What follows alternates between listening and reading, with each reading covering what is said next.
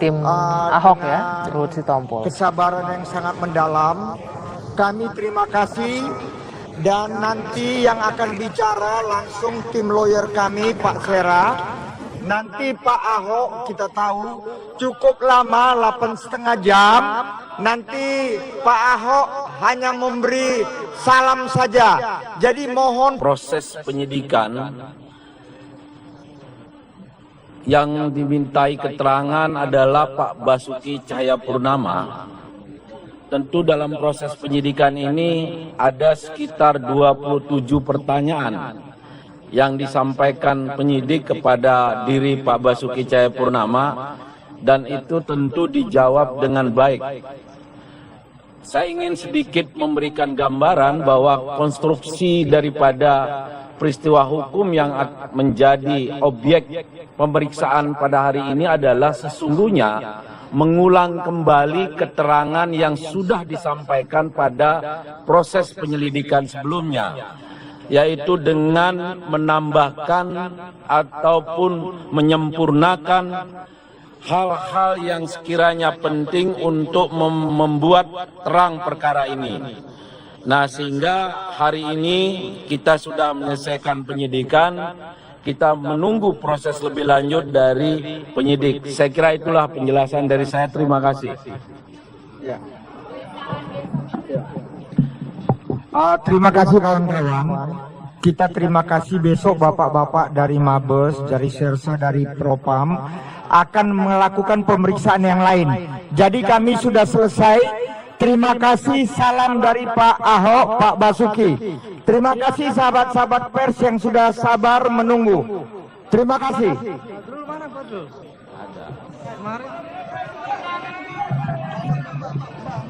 Oh, sorry.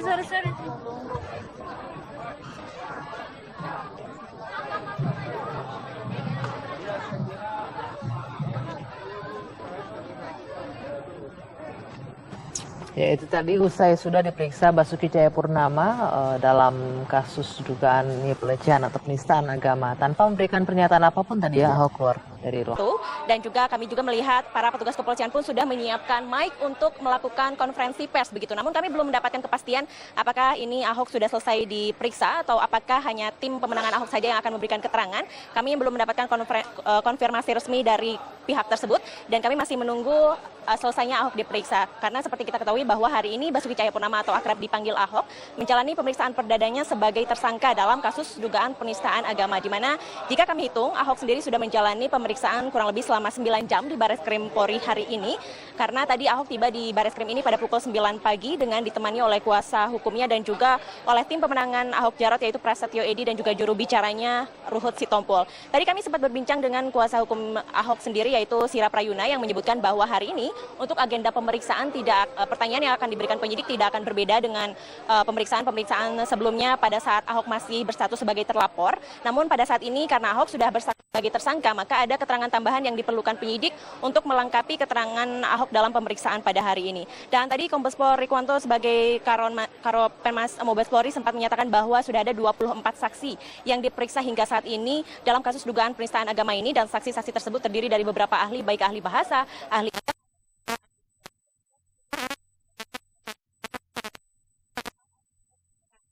14 saksi ahli yang belum diperiksa oleh Mabes Polri hingga saat ini, dan juga 7 saksi fakta yang juga belum diperiksa oleh Mabes Polri hingga saat ini. Namun tadi Kombes Pol Rikwanto menyebutkan bahwa harapannya kasus ini penyidikan dari kasus Ahok ini akan segera rampung sehingga berkas perkara akan diberikan secepatnya ke kejaksaan. Namun hal tersebut dibantah oleh kuasa hukum Ahok Sira Prayuna yang menyebutkan bahwa penyidikan dari kasus ini tidak akan terjadi secepat itu karena masih ada banyak saksi yang belum diperiksa dari pihak Ahok oleh Bareskrim Mabes Polri sendiri. Seperti kita ketahui bahwa Ahok ditetapkan tersangka pada tanggal 16 November lalu dikarenakan pernyataannya terhadap surat Al-Maidah yang kemudian disebut sebagai dugaan penistaan agama yang dilakukan olehnya, yang kemudian Ahok pun ditetapkan sebagai tersangka. Dan kami masih menanti bagaimana hasil pemeriksaan hari ini. Nampaknya ini sebentar lagi Ahok sendiri akan keluar dari gedung Bareskrim dan akan memberikan pernyataannya mengenai hasil pemeriksaan dari Ahok yang dilakukan hari ini. Rizky. Suci Mentari, kalau tadi kita sudah lihat bahwa Ahok saat ini memang hampir selesai ya, kira-kira seperti itu menjalankan pemeriksaannya. Tapi bagaimana dengan, apakah memang ada informasi terdengar apakah Ahok memang akan ditahan atau tidak, atau seperti apa? Ya, tadi kami juga sempat berbincang dengan Karopemnas Mabes Polri, Kombes Pol Rikwanto yang menyatakan bahwa hingga saat ini belum ada rencana yang akan dilakukan oleh pihak kepolisian untuk menahan Ahok karena sejauh ini Ahok dinilai kooperatif dan juga disiplin dalam memenuhi panggilan-panggilan pemeriksaan yang dilakukan oleh Mabes Polri. Rizky. Ya, Suci, apakah ada informasi, kita memperoleh informasi bagaimana konfirmasinya dari pihak tersangka akan menghadirkan 7 saksi fakta yang akan juga diperiksa? Sudah dapat informasi kapan diagendakan? Ya, tadi dari kuasa hukum Ahok sendiri, Sira Prayuna menyebutkan hingga saat ini ke-14 saksi ahli yang dihadirkan oleh pihak Ahok dan juga 7 saksi fakta yang dihadirkan oleh Ahok belum diagendakan diperiksa oleh di Barreskrim Polri ini karena memang agenda pertama ini pemeriksaan Ahok terlebih dahulu sebagai tersangka. Namun untuk saksi-saksi yang dihadirkan dari pihak Ahok sendiri, agendanya belum ada konfirmasi resmi baik dari kuasa hukumnya ataupun dari Mabes Polri, Anggi, karena memang kuasa hukumnya pun sendiri masih menunggu keputusan dari penyidik Barreskrim Polri, apakah penyidik nantinya akan memanggil Ahok kembali untuk melengkapi keterangan-keterangannya yang masih dirasa belum cukup ataukah akan berlanjut ke saksi-saksi selanjutnya. Anggi. Baik, Suci, sementara kita masih akan menunggu selesainya diperiksa Ahok dalam pemeriksaan hari ini, tapi kami akan hadirkan informasi lain terlebih dahulu. Gubernur DKI Jakarta Basuki Cahayapurnama menjalani pemeriksaan perdana sebagai tersangka dalam kasus penistaan agama hari ini. Polisi menargetkan penyidikan berjalan cepat agar berkas kasus dapat diserahkan ke Kejaksaan dalam 1 hingga 2 pekan ke depan.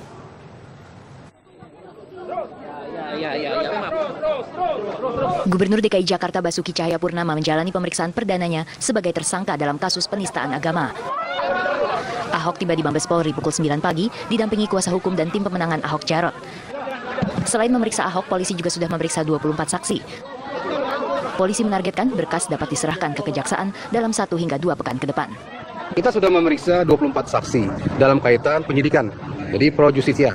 Jadi setelah saudara Freddy diperiksa sebagai tersangka, selesai, akan ada lagi yang dipanggil sebagai saksi. Intinya, dari penyidik Barreskrim Mabes Polri ini akan berusaha semaksimal mungkin agar supaya berkas perkara ini jadi. Sesuai dengan arahan Bapak Kapolri, mudah-mudahan dalam 1-2 minggu ke depan, berkas perkaranya sudah jadi dan bisa dilimpahkan kepada pihak Kejaksaan. Sementara itu, kuasa hukum Ahok mengatakan materi pemeriksaan dalam penyidikan kali ini adalah untuk menyempurnakan, sehingga pertanyaan dan keterangan yang disampaikan secara garis besar masih sama dengan saat penyelidikan. Substansinya adalah mengulang kembali keterangan yang sudah disampaikan pada proses penyelidikan. Itu pertama. Yang kedua, menyempurnakan. Karena namanya proses penyidikan itu kan harus pro justisia. Sira juga mengatakan pemeriksaan terhadap 7 saksi fakta dari tersangka yang belum diperiksa akan dipercepat, sehingga proses hukum berjalan sesuai target kepolisian. Dari Jakarta, Tim TV One mengabarkan. Sementara Kapolri Jenderal Polisi Tito Karnavian menargetkan penyerahan berkas kasus penistaan agama dengan tersangka Basuki Cahayapurnama ke Kejaksaan dapat dilakukan pekan depan. Kapolri meminta masyarakat untuk mengikuti proses hukum yang berlaku dan menyerahkan putusan pada pengadilan. Kepala Kepolisian Negara Indonesia menjamin proses hukumnya tidak main-main.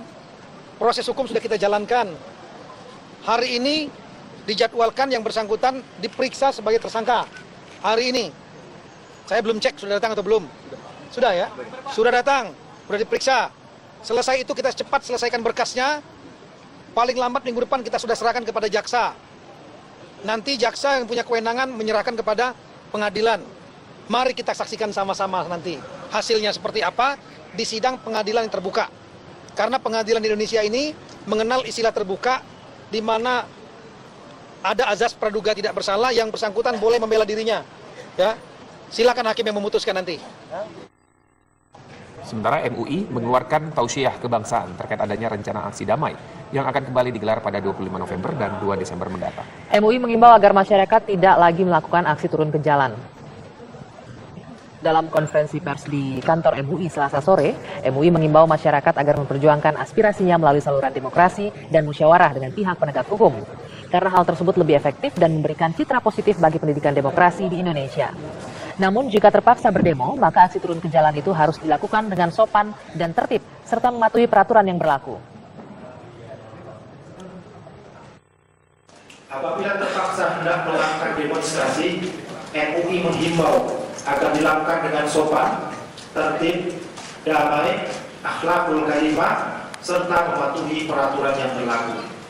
MUI juga mengingatkan peserta unjuk rasa agar tetap fokus pada tema penegakan hukum, kasus penistaan agama, serta tidak menyimpang untuk tujuan lainnya yang tidak sesuai dengan semangat menjaga kebinekaan dan keutuhan NKRI.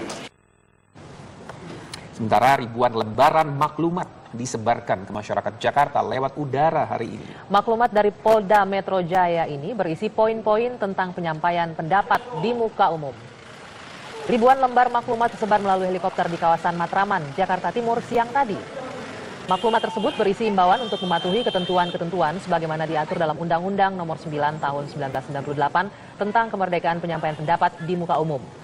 Penyampaian pendapat dilarang membawa senjata tajam, senjata pemukul, serta benda-benda membahayakan. Pelaksanaan dilarang merusak dan mengganggu fasilitas umum, jalan raya, dan melakukan aksi provokatif. Dan poin keempat, dilarang melakukan kejahatan terhadap keamanan negara berupa makar terhadap presiden dan wakil presiden.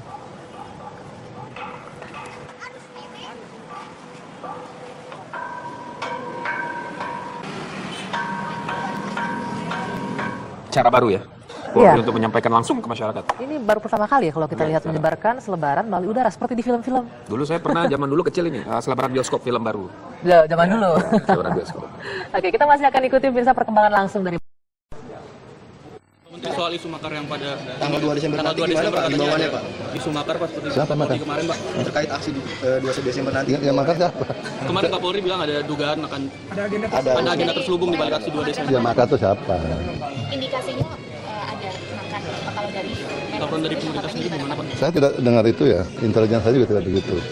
Siapapun yang makar, ya, itu tidak boleh terjadi di negara ini.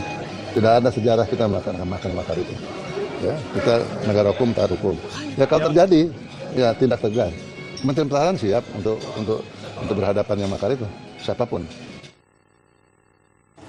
Nah, sebelumnya dalam pertemuan dengan Panglima TNI Jenderal Gatot Nurmantio Senin kemarin, Kapolri Jenderal Polisi Tito Karnavian menilai aksi unjuk rasa lanjutan tidak perlu karena kasus Ahok sudah masuk tahap akhir. Bahkan jika aksi tetap berlanjut, menurut Kapolri tersimpan agenda politik yang berbeda.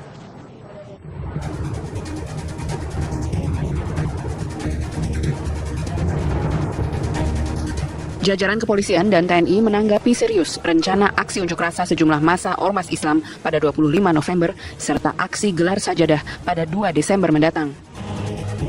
Untuk membicarakan rencana aksi itu, Kapolri Jenderal Polisi Tito Karnavian dan Panglima TNI Jenderal Gatot Nurmantio bertemu di Mabes Polri kemarin siang. Kapolri menjelaskan rencana unjuk rasa dinilai tidak diperlukan karena penyelesaian kasus penistaan agama oleh Basuki Cahayapurnama memasuki tahap akhir. Kapolri mengindikasikan jika demo masih terjadi, ada agenda politik lain.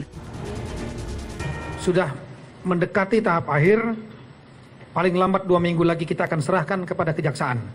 Ini kita yakinkan kepada masyarakat. Sehingga kalau masih terjadi demo, apalagi menutup jalan lain-lain, saya yakin masyarakat juga semua cerdas dan kita sudah mendapatkan informasi ini sebetulnya bukan masalah berkas perkara atau proses hukumnya lagi yang dipermasalahkan, tapi ada upaya-upaya ya, rapat-rapat yang sudah kita pelajari dengan agenda politik lain, diantaranya adalah upaya untuk melakukan makar. Panglima TNI Gatot Nurmantio menegaskan pihak TNI akan sepenuhnya terlibat menjaga keutuhan NKRI.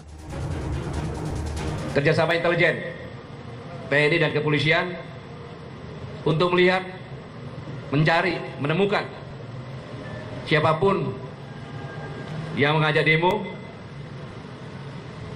baik sutradara maupun aktor-aktornya, diidentifikasi, diyakinkan betul, dan apabila terjadi hal-hal yang tidak kita inginkan, mereka yang bertanggung jawab, bukan hanya yang mengajukan izin kepada kepolisian. Apabila seperti yang dikatakan oleh Pak Kapolri, itu adalah tindakan makar, maka itu bukan urusan kepolisian saja, tapi udah urusan TNI juga. Ada sejumlah isu utama yang dibicarakan Kapolri dengan Panglima TNI kemarin. Kapolri menemukan indikasi rencana tersembunyi untuk menguasai gedung DPR RI dalam aksi 25 November mendatang. Karena itu, pengamanan di sekitar gedung MPR DPR akan diperketat. Mengenai rencana aksi 2 Desember, penyampaian pendapat adalah hak, tetapi ada batasnya. Karena itu Kapolri dan Panglima TNI melarang rencana gelar sholat Jumat di Jalan Tamrin, Sudirman, dan Bundaran HI. Mengenai kasus penistaan agama, penyelesaian kasus sudah mendekati tahap akhir. Berkas akan selesai dalam 1 hingga 2 pekan dan Ahok tidak ditahan karena dianggap kooperatif. Dari Jakarta, Fadis Abi, Iksan Zahri, TV One mengabarkan. Duta Besar Indonesia untuk Mesir, Helmi Fauzi menjelaskan tentang Syekh Amru Wardani yang sempat diminta menjadi salah satu ahli agama di pihak Ahok selaku terlapor. Ahli tafsir dari Mesir tersebut gagal datang ke gelar perkara di Jakarta.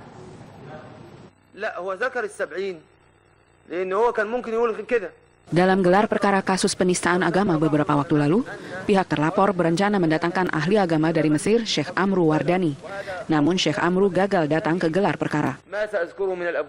Syekh Amru Wardani adalah ulama yang tergabung dalam organisasi Darul Iftah di Mesir.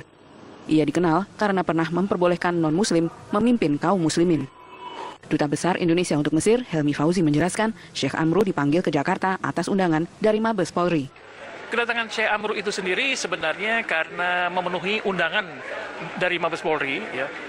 Saya pikir sebagai saksi meringankan yang diajukan oleh terlapor. Jadi memang ada suatu surat resmi dari Mabes Polri yang meminta kedatangan Syekh Amru untuk dipertimbangkan pandangan-pandangannya sebagai seorang saksi ahli. Syekh Amru kemudian mendapat perintah dari Syekh Besar Al-Azhar di Mesir, Profesor Dr. Ahmad Thoyib, agar tidak mencampuri urusan dalam negeri di Indonesia. Ketika ditanyai tentang kedatangannya ke Indonesia terkait kasus Ahok, Syekh Amru mengatakan dengan tegas, ia tidak mengetahui hal tersebut. Dari Kairo, Mesir, Amran Hamdani, TV One mengabarkan. Kita tinggalkan sejenak kabar seputar dari pemeriksaan Ahok ya, sebagai tersangka kasus penistaan agama. Kita ke kabar lain.